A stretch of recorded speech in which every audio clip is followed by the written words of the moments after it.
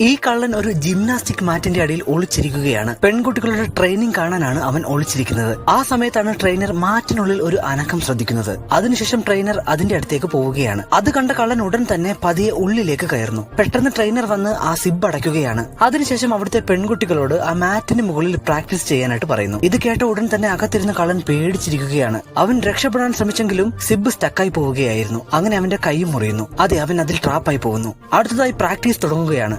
പെൺകുട്ടികൾ ചാടി ബെഡിലേക്ക് വീഴുകയാണ്. നേരെ വീണത് ആ മനുഷ്യന്റെ ദേഹത്തേക്കാണ്. മുഴുവൻ സ്ട്രെങ്ത് എടുത്ത് ചാടാൻ ആ സ്ത്രീ പെൺകുട്ടികളോട് പറയുന്നു. അത് കേട്ട് എല്ലാ പെൺകുട്ടികളും തന്നെ ഡയറക്റ്റ് ആയി ചാടുകയാണ്. ഈ ചാട്ടങ്ങളെല്ലാം നേരെ വീണത് ആ മനുഷ്യന്റെ മുകളിലേക്കാണ്. പതിയെ ശരീരത്തിന്റെ എല്ലുകളെല്ലാം തന്നെ ക്രാക്ക് ആവുന്നു. പക്ഷേ പ്രാക്ടീസ് നിർത്താൻ ആ സ്ത്രീ സമ്മതിച്ചില്ല. ഒടുവിൽ ആ മനുഷ്യന് ഗുരുതരമായി പരിക്കേൽക്കുകയാണ്. അടുത്ത നിമിഷം തന്നെ ഒരു പെൺകുട്ടി വന്ന് നേരെ അദ്ദേഹത്തിന്റെ തലയിലേക്കാണ് ചാടിയത്. അവന്റെ തല എങ്ങനെ പൊട്ടിപ്പോകുന്നു. പെൺകുട്ടികളുടെ പെർഫോമൻസിന് തംസ് അപ്പ് നൽകിയതിനു ശേഷം ആ സിബ് തുറക്കുന്ന സമയത്ത് മുഴുവൻ രക്തമായിരുന്നു. അതിനുശേഷം ആ ബെഡോട് കൂടി ആ കളനെ ഗാർബേജിലേക്ക്